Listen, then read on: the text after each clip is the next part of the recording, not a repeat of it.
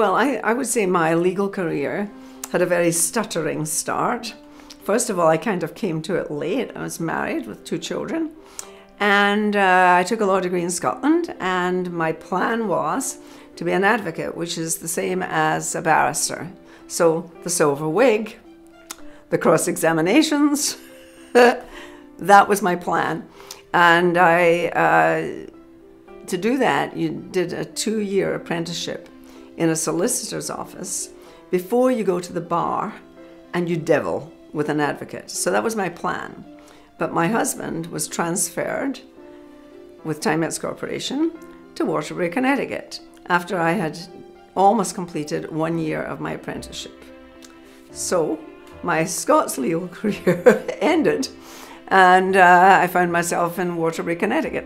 The head legal counsel of Timex actually had been a partner at Carmody and suggested to them that there was a young Scotswoman who might like to work as a law clerk. And my plan was to work as a law clerk for a couple of years and then return to Scotland.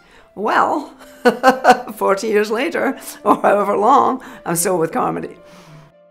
I had to go back to law school. I found out that in Connecticut, I had to have an American law degree to sit the Connecticut bar, and that the maximum credit, no matter which university you went to, the University of Timbuktu, different language, whatever, or a British university, you still had a maximum of 1 year credit. So I had to go back after finishing 1 law degree and do 2 years of another law degree into the University of Connecticut.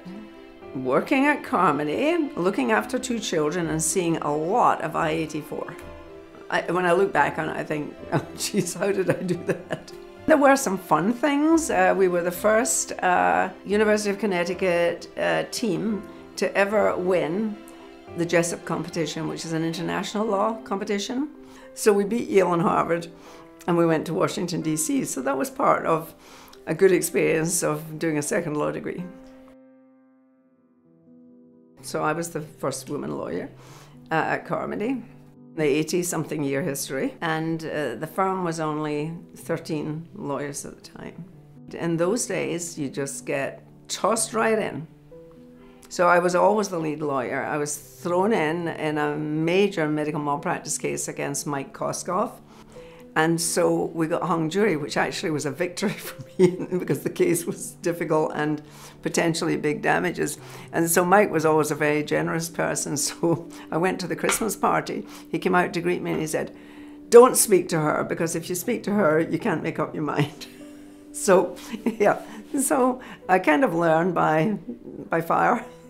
In terms of significant cases, I would say that the tobacco case, where I was part of the Attorney General's team for Connecticut doing the medical work on big tobacco. That case, I think, really had amazing significance because just not so many years before, the executives of the big tobacco companies could stand in the Senate and say there is no scientific proof that cigarette smoking causes lung cancer. And after they folded on the attorneys general cases, they could never do that again. So I would have to say in terms of significance, that was the most significant case.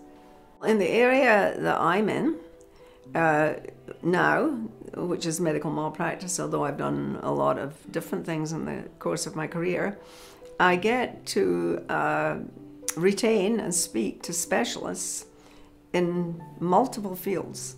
And, you know, I don't think I could ever have been a doctor because I don't really like the flesh and blood. But I love the medicine. I love the fact that I get to, in each case, I get to kind of mug up on a different subject. And then I guess the other thing that I really like about it is that it is contested and competitive. I'm competitive. You have to want to win, and it's a lot of work. And so the thing that, you know, when you'd rather be relaxing at night and you've got a cross-examination the next day, you do it because you want to do it and you're representing a client and you want to do the best for the client. So yes, it's a gladiatorial contest in many ways. I'm very proud of being the first Connecticut woman to be selected for the American College of Trial Lawyers. In that position, I got to see a lot of really, really prominent people in the law, get to know them, get to know other areas of the law that jurists work in. So I would say that that was probably one of the most significant awards. I was also the first woman in Connecticut to be selected for a BOTA, where you have to have a certain number of trials and a certain degree of competence, I guess, in trying the cases. So I guess it's kind of unusual, like to me, that, geez, that I was the first, because I'm thinking, what happened beforehand? It was a different time. I came from a firm in Scotland where we had 2 other female solicitors, and I kind of thought, well, in America they're going to have, it's going to be just normal. I mean, in Waterbury at that time, you were about as rare as a water buffalo, being a female lawyer. And definitely in the courts, you felt it. And it wasn't always that people were being unkind or mean, but certainly it was an environment that was extremely different from what women face today in courts. I mean, there were all sorts of jokes and, comments and that you had to deal with. I wasn't being paid by my client to be a feminist, although I am. I always found that you have to use humor to deflect the overt sexism that you definitely encountered in those days.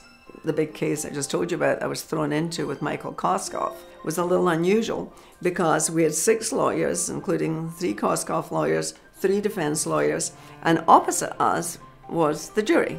And then the judge sat in the middle. And then every morning for a month, he would greet us, and he would say very formally, and he would say, "Good morning, gentlemen." And we'd all stand up and say, "Good morning, Your Honor." And of course, by the time it was the 3rd day, some of the women jurors were looking at me, and so I thought, don't say anything. You're not paid here to be a raging feminist, but you wait for your moment. And so I had a witness on the stand, and he kept calling me sir. And I said, "Now, Dr. whomever, just because the judge calls me a gentleman, you can't call me sir." And of course the jury exploded, and Judge Flanagan went, but you get more points if you can deal with it with a little humor. I felt that as the first woman, I had to work harder, I had to be better, to make sure that I wasn't going to be the last woman lawyer at Carmody.